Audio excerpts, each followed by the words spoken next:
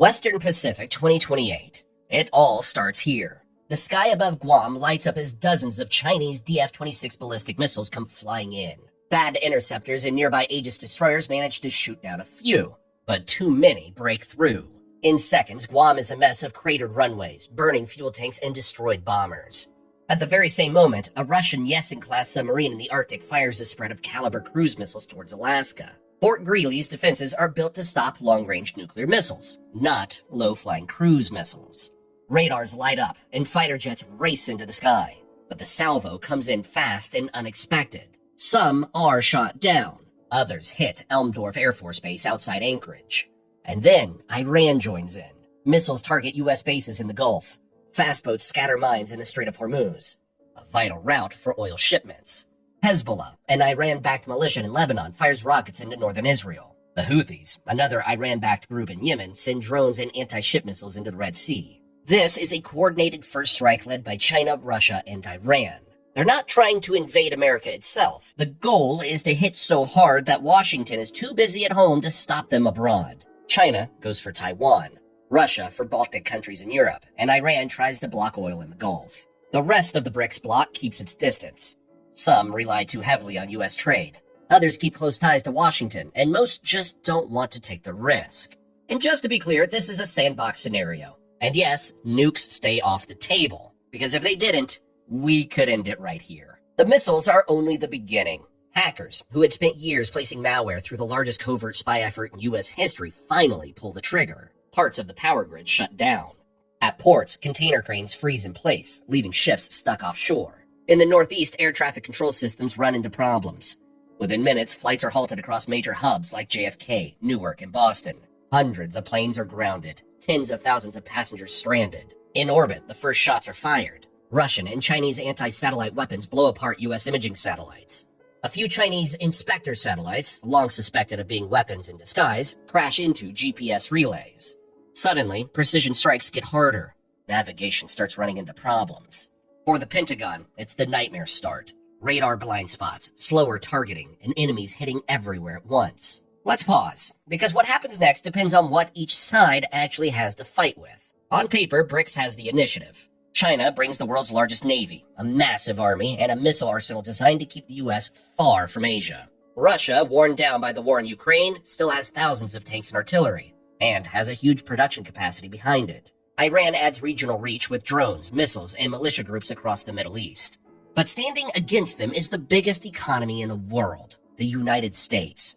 It spends more on defense than China, Russia, and Iran combined. It has 11 aircraft carriers, the largest submarine fleet in the world, and a global logistics system none of its rivals can match. Its air power, F-22s, F-35s, B-1 Lancers, and B-2s remains the sharpest edge in modern warfare.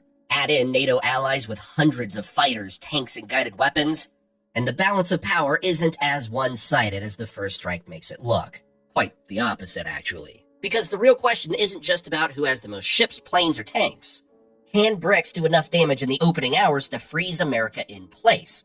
Or can the U.S. withstand the strike, call in its allies, and swing the hammer back? NORAD, the U.S.-Canadian command that tracks the skies for enemy planes and missiles, sends fighters into the air within minutes. F-22s race over Alaska, guarding against more cruise missiles. Others patrol the Pacific, ready in case China pushes aircraft toward Guam. Across the country, bases shift into high alert. DEFCON, the U.S. military's alertness scale, rises a step. On Guam, Air Force engineers and Navy Seabees move into the blasted runways with quick repair gear. Within 2 days, they hope to patch enough runway to reopen it for transport planes. Out at sea, U.S. submarines already on patrol spread out, hunting for the Russian sub that fired on Alaska. In cyberspace, U.S. Cyber Command fires back. Chinese missile factories suddenly stall as their networks go down. Russian military supply lines run into trouble when trains are sent to the wrong places. In Iran, command networks cut out. Then come the stealth raids. B-2 stealth bombers fly toward enemy airspace.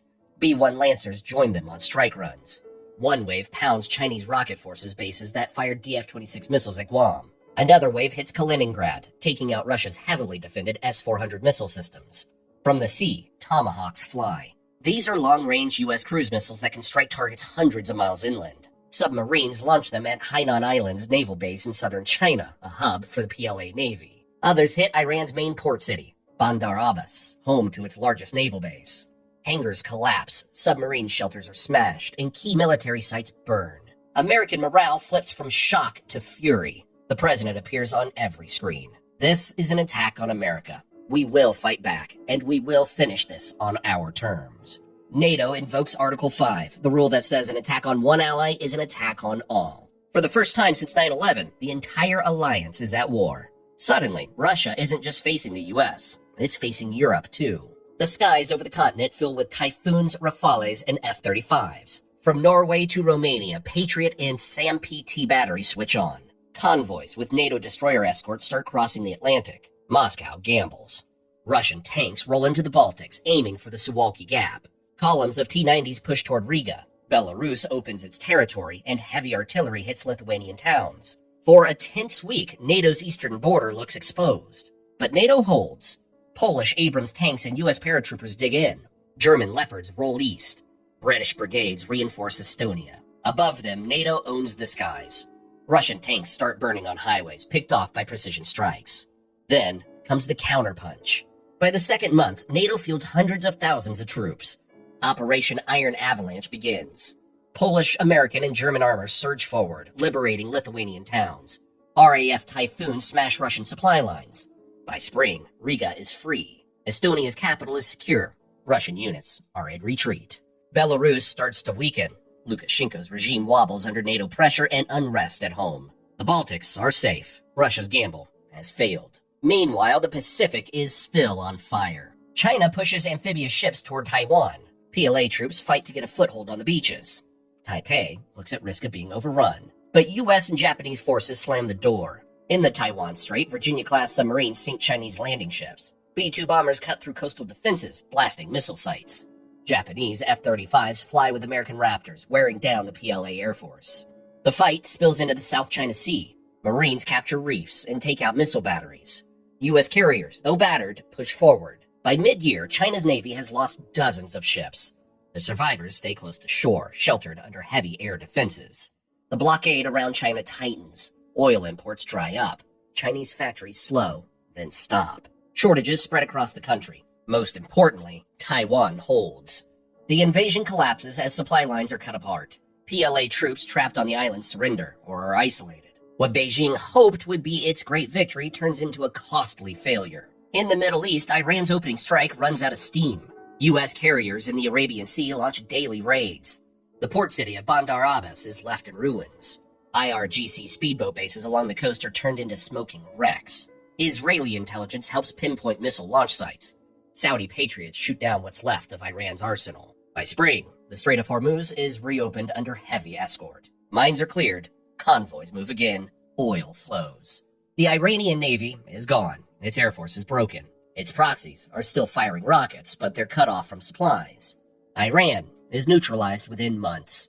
Egypt and Ethiopia issue threats and show off their forces, but they never actually join the conflict. With NATO fully engaged, both decide to stay out. Looking back, BRICS peaked in those opening hours. Guam was burning, a U.S. base was hit by Russian missiles, tanks pushed into the Baltics, and Hormuz was sealed shut.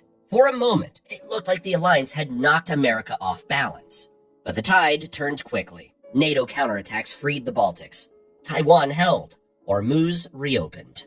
By month 3, BRICS was bleeding assets it couldn't replace. Its unity cracked. India pulled back and tried to stay in the middle. Brazil stayed out. South Africa stayed neutral. What could have been a united strike instead collapsed into countries fighting on their own. So, what does the world look like a year later? In the Pacific, American carriers are still at sea. Taiwan is still standing, and the South China Sea outposts are once again in Allied hands.